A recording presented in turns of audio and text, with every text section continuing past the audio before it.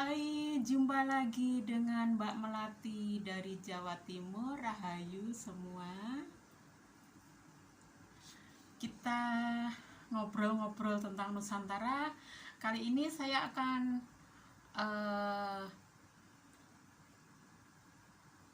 mengambil judul dari tulisannya Mas Bre Anabrang, ya, meluruskan hoax tentang Candi Sewu. Jadi kita nggak tahu ya selama ini bahwa cerita-cerita dongeng yang kita peroleh selama ini tentang Candi Prambanan, tentang Candi Sewu itu adalah hoax. Itu kita nggak tahu. Nah, mari kita mulai dari awal. Kita mesti ngerti bahwa menurut kisah yang beredar selama ini, bahwa Candi Sewu itu adalah candi yang berada di Jawa Tengah itu ya, Prambanan itu mestinya. Yang dibangun itu menurut cerita itu dibangun dalam waktu 1 malam saja, yaitu oleh seorang pria yang bernama Bandung Bondowoso. Teman saya Alena, penulis, itu juga pernah menceritakan tentang Bandung Bondowoso seperti yang cerita-cerita dulu. Pernah saya coba diganti alur ceritanya, tentang cerita-ceritanya diganti, coba jangan seperti dulu gitu, Alena. Nyatanya juga enggak bisa, tetap ikut-ikutan dengan cerita yang selama ini beredar, yaitu bahwa katanya Candi Sewu itu karena Candi Sewu itu adalah adanya seorang putri yang bernama Loro Jonggrang atau Roro Jonggrang lah, kita biasa dengar dulu ya. Itu mengingkari janji ya.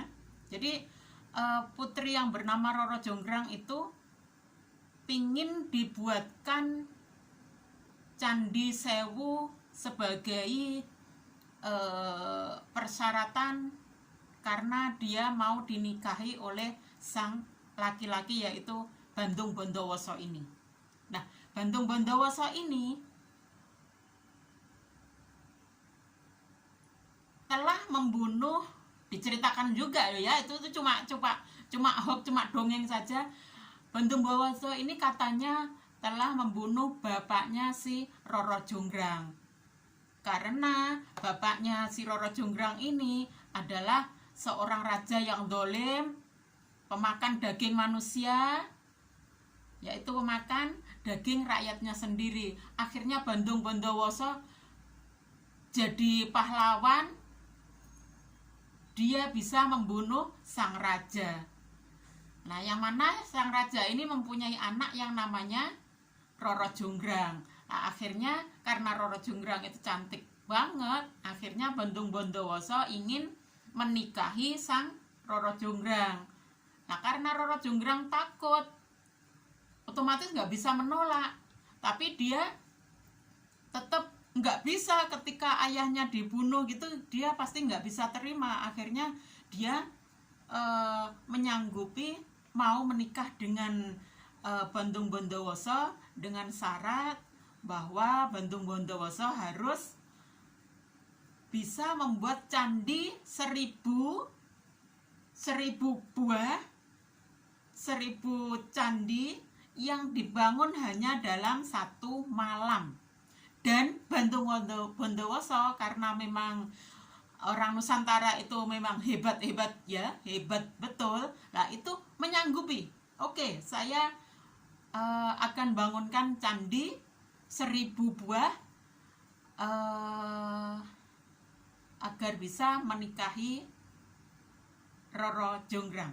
Nah, akhirnya diceritakan juga bahwa Bandung Bondowoso itu membuat candinya itu dibantu oleh ribuan jin. Nah, lagi-lagi ini dongeng dari itu turun-temurun oleh orang-orang yang bikin hoax itu ya.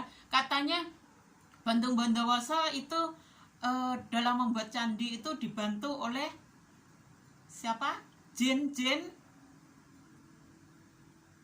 setan demit. Jadi dalam satu semalam itu Candi Sewu, 1000 candi itu bisa terbangun. Lah karena niat Roro Jonggrang tadi memang nggak mau dinikahin, jadi agar gagal persyaratan yang diminta nggak bisa dilakukan oleh Bondowoso, dikatakan bahwa sebelum berkokok, ayam berkokok, itu Roro Jonggrang membangunkan orang-orang desa untuk menyalakan sekam, jerami, ya, dari ufuk timur gitu. Jadi menyalakan. Nah, ini dikira dan ayam dan ibu-ibu disuruh membunyikan lesung-lesung, ya, membunyikan apa itu? Alat tumbuk padi itu, ya. Jadi semua udah membunyikan, akhirnya ayam jantan pun berkokok. Padahal ayam jantan itu enggak mungkin kalau bukan mataharinya sendiri yang muncul. Ayam jantan itu enggak akan berkokok kecuali ada ayam jantan yang berkokok pada masa maghrib, ya. Coba dilihat-lihat masa telah maghrib atau apa, ya, intinya sudah malam kok di sekitar sahabat-sahabat Mbak Melati ada ayam jantan berkokok. Lah itu di sekitar situ ada janda yang lagi hamil. Itu bisa dititeni juga. Coba-coba. Luar biasa, Nusantara itu luar biasa. Kalau masih ada yang menjelek-jelekin Nusantara, memang dia itu adalah pecundang, jongosnya penjajah. Ya, mereka nggak nyadari, ya. Nah, akhirnya ketika ayam jantannya berkokok, katanya kurang 1 candi. Ketika dihitung itu masih cuma 999 candi. Jadi kurang 1 candi. Akhirnya Roro Jonggrang menolak dan memutuskan bahwa Bandung Bondowoso telah kalah dalam memenuhi persyaratannya. Nah, akhirnya Bandung Bondowoso marah, ya. Akhirnya Roro Jonggrang dikutuk sebagai pelengkap candi biar berjumlah 1000 itu tadi. Akhirnya lengkap 1000, tapi yang satu adalah Roro Jonggrang yang jadi batu tadi. Itu cerita yang beredar di kita. Saya dari kecil ya hafal banget. Ini saya nggak usah baca yang ditulis Mas Bre Anabrang, saya juga bisa menceritakan. Memang seperti itu cerita yang beredar dan membekas di kepala kita. Ternyata itu adalah hoax yang dibikin oleh orang yang perang menguasai keadaan Nusantara dan dia menang. Akhirnya dia dengan suka-sukanya membuat cerita yang selalunya menista Nusantara. Jadi kita itu masih dijajah loh, coy. Kita nggak sadar, ya. Jadi cerita-cerita seperti itu, cerita-cerita yang menista-nista Nusantara kita, leluhur kita, itu memang disengaja agar kita itu tidak punya kebanggaan sama sekali dengan Nusantara kita. Saya juga baru sadar tahun 2021 ini, ya. Saya yakin akan banyak lagi yang menyadarinya. Dan ini semua para pemuka agama bertanggung jawab untuk meluruskan hal-hal itu. Karena kita juga dari para pemuka agama kita mendapatkan cerita-cerita yang penuh kepalsuan selama ini. Kita lanjutkan lagi. Jadi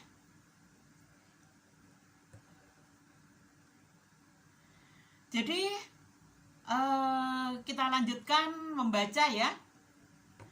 Mas Bre Anabrang bertanya, Pernahkah kita mendapat informasi yang benar mengenai Candi Sewu ini?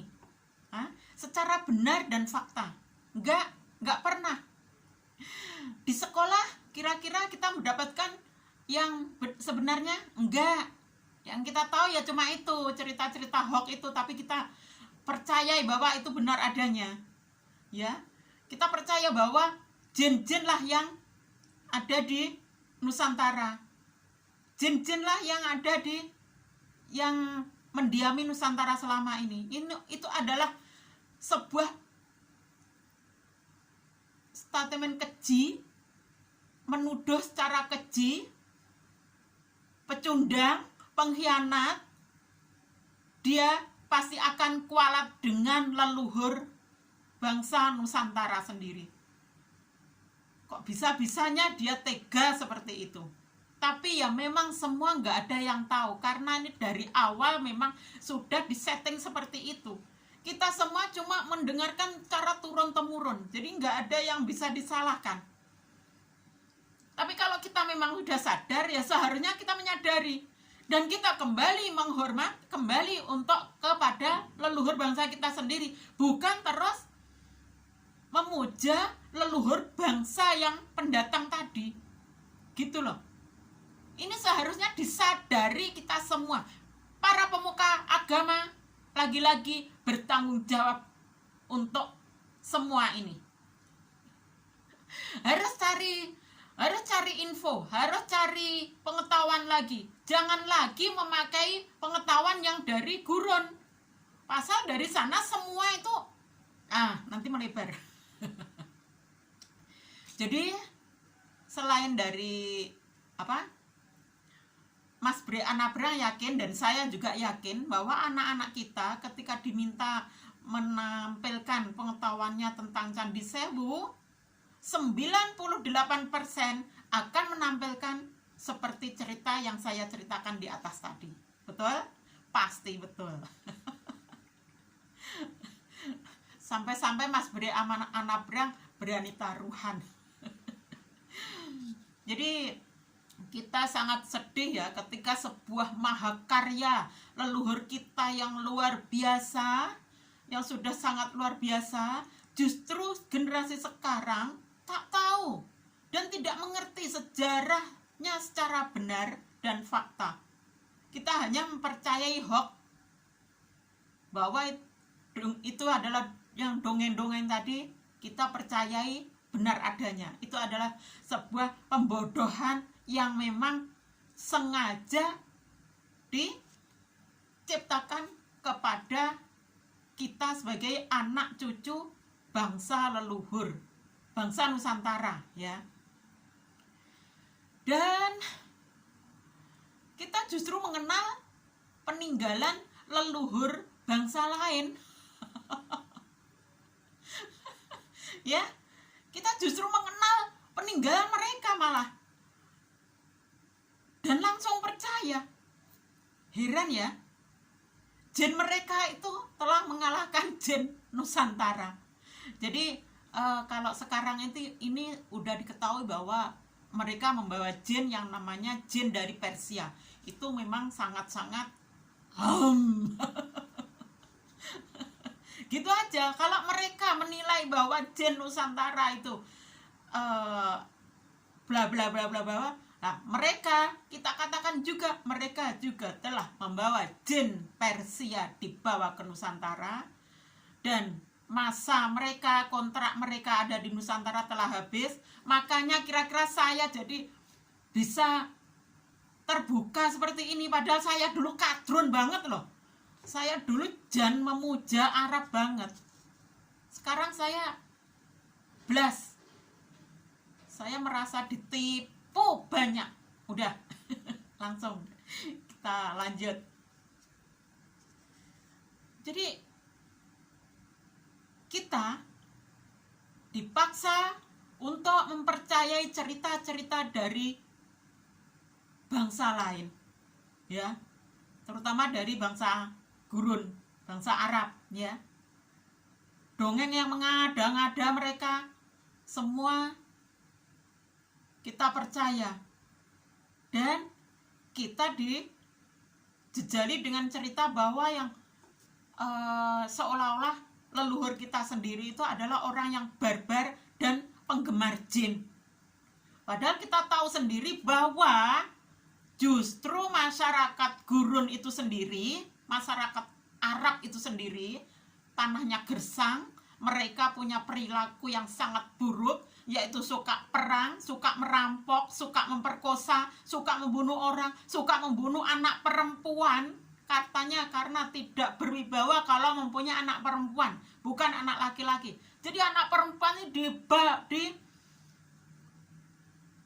hidup-hidup, dikubur hidup-hidup. Keji banget. Makanya mereka diturunkan seorang nabi, yaitu Nabi Muhammad. Seperti itu. Ajaran mereka dibawa ke Nusantara yang sudah sangat luar biasa sebetulnya. Kita lanjutkan lagi. Jadi kita akan sangat muak ya ketika generasi sekarang tidak diberi informasi yang benar tentang kebenaran sejarah leluhur kita ya. Dan dibiarkan percaya pada dongeng-dongeng hoax dari negara lain dan merendahkan leluhur bangsanya sendiri. Ini sangat membuat kita miris, muak rasanya. Ya. Karena gimana? Pemerintah udah benar-benar mengabaikan hal itu. Tidak peduli pada hal ini ya. Pemerintah diisi oleh orang-orang yang malas dalam menggali dan meluruskan sejarah bangsanya sendiri. Pemerintah diisi oleh orang-orang yang buta pada sejarah bangsanya sendiri. Bukan buta, memang sengaja dari awal mereka menjajah langsung cara itu dibuat. Jadi agar kita itu cuma terus melanjutkan cerita-cerita abal-abal, cerita hoax yang dari awal itu tadi. Jadi ini harus ditelusuri lagi dari awal itu siapa yang jelas pemenang dalam perebutan kekuasaan Nusantara. Itu harus mengerti dan dipahami siapa yang menang. Orang gurun, orang Nusantara yang kalah. Makanya pada lari ke Tengger lah, ke Bali lah. Ya, yang bukan Islam pada lari ke sana mah. Udah, kita lanjut biar jadi PR mereka semua. Mereka akan bagaimana alam yang akan menggaru siapa yang telah membuat kedurjanaan di Nusantara dengan begitu merendahkan Nusantara kita yang sudah sangat luar biasa. Kelak akan saya bahas tentang tentang Nusantara katanya adalah cuma alas belantara, hutan belantara yang isinya cuma jin setan. Kita akan bahas itu, kita akan bongkar. Mereka sangat kurang ajar menilai leluhur bangsa kita. Yang bertanggung jawab akan sangat merasakan gak enak, gak nyenyak sudah tidurnya. Karena alam sudah membidik. Ya. Nyatanya saya sendiri yang kadrun banget terus ngerti hal seperti ini coba. Siapa? Alam juga lewat internet, lewat berbagai macam yang saya baca. Dulu kita nggak boleh. Mungkin kalau pesantren-pesantren nggak boleh pakai handphone itu, ya takutnya seperti itu mungkin ya. Monggo kita harus jadi manusia yang tulus, jangan jadi manusia yang durhaka, jangan jadi manusia yang penuh kebohongan. Benar, saya sangat muak dengan kebohongan. Kita lanjutkan lagi. Ya, jadi para pemalas dan buta mata hati membuat pembuat kebijakan ini justru dengan gencar dan bangga mewajibkan sejarah bangsa gurun pasir itu dipelajari di sekolah-sekolah dari TK sampai perguruan tinggi. Nggak cuma sampai SMA saja, sampai perguruan tinggi pun kita dipaksa untuk mempercayai cerita-cerita gurun pasir. Malah sejarah peradaban bangsa rendahan lah sebetulnya mereka itu. Lah kok malah dijejalkan ke generasi kita? Coba, masuk akal enggak? Ini harus dipahami pelan-pelan. Tolong dipelajari lagi. Kita jangan jadi manusia durhaka, agar kita enggak kena garu. Alam sedang garu ini. Segera minta maaf dan luruskan, ya, peradaban mereka yang demikian rendah. Kita ya tahun 1200 Masehi itu kita sudah bisa membuat Borobudur yang demikian megah. Lah di Arab sendiri apa? Masih batu-batu. Belum bisa bikin yang megah macam sekarang, belum bisa. Lah kok malah yang dipercaya yang dari sana gitu loh. Karena apa? Ya karena takut, karena kalah perang tadi. Mereka menjajah dan menang. Dan mereka akhirnya membuat cerita yang seenak mereka sendiri itu tadi.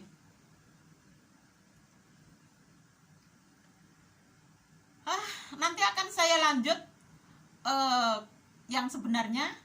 Baterai saya pas habis juga. Jadi untuk yang episode kedua adalah cerita Candi Sewu yang sebenarnya. Saya kira demikian saja dulu. Sudah 21 menit, saya mesti sudahin dulu. Terima kasih, mohon maaf. Pareng rumiyin. Pareng matur sembah nuwun, rahayu.